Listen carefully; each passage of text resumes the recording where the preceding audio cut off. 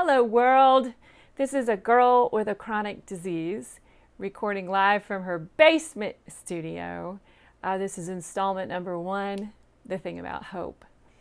I have lived with a chronic illness for quite a while now. My legs don't always work well. My eyes, I have double vision, and I have a lot of fatigue issues. So when I get really tired, my legs work worse, and I've had a lot of surgeries trying to stay mobile and all that kind of stuff. So it's been quite the journey. I also lost my first husband to a brain tumor when he was 27. So I had an opportunity when my boys were little, and we were walking through his illness to try to grapple with a lot of questions about faith and hope. And lately, it just seems like it's worth taking some time to throw them out onto the internet highway and see if they can encourage some other people. One of my favorite stories to tell, and I often use this when I'm speaking, is that about 5 years into my widowed years, it was probably a nice spring day, I was wrestling with who knows what. I could have been money, it could have been a little bit of a broken heart, it could have been who knows what. But I remember going up and laying on my bed and just opening my Bible and saying, okay, God, speak. I need to hear from you. And as I was reading a passage that I thought was kind of important, there was just this explosion. My house literally shook, the window shook, and I was like, what on earth just happened? I actually wondered if my neighbor had run his car into the driveway behind me, or into his garage behind me. He was kind of offended that I would have thought that, but it was just a crazy loud noise. I waited for sirens, didn't hear anything, so eventually I snuck down my stairs and I opened the front door and I looked out, and several of my neighbors were doing the same thing. At that point, I knew it wasn't just crazy Susan being too emotional or something. It was, there was something going on here.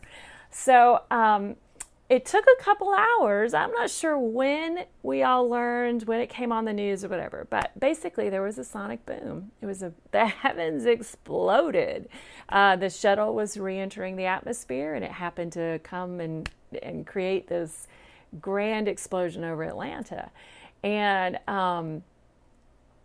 at that moment, I was all the more intrigued by the scripture I had read. Now, yes, I'm a bit theatrical and creative. I find life a little bit easier if you do that. But there was a scripture I had read. I'm not even sure I'd ever seen it before, but it's Zechariah 9:12. And it says, "Return to your fortress, O prisoner of hope. Even now I announce, I will restore twice as much to you." I'm going to say it again. Return to your fortress, O prisoner of hope. Even now I announce, I will restore twice as much to you.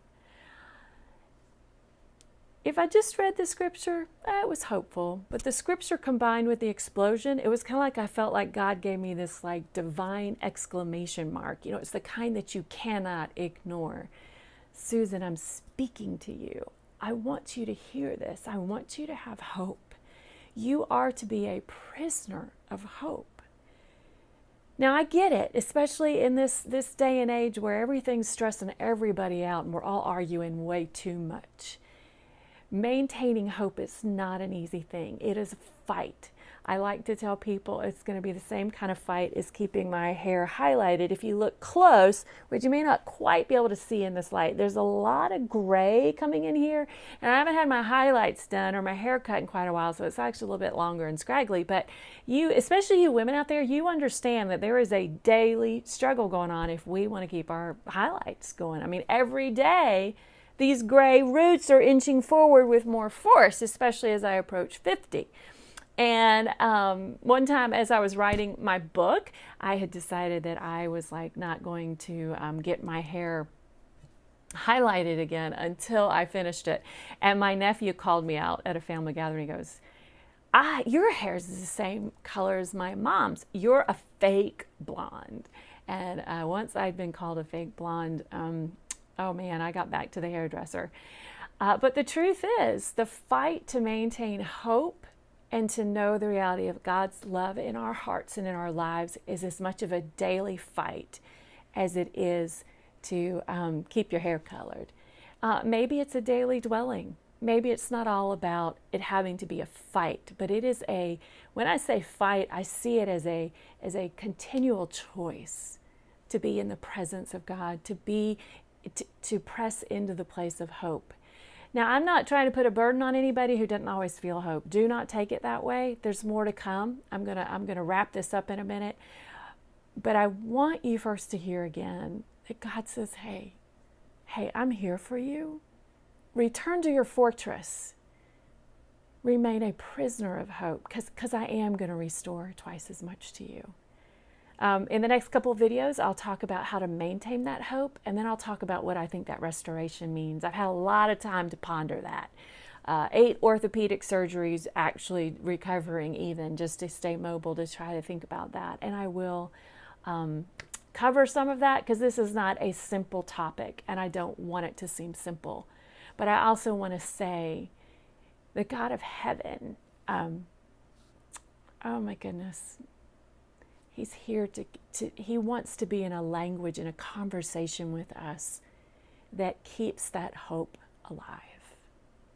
Signing off from my basement studio, it's a girl with a chronic disease.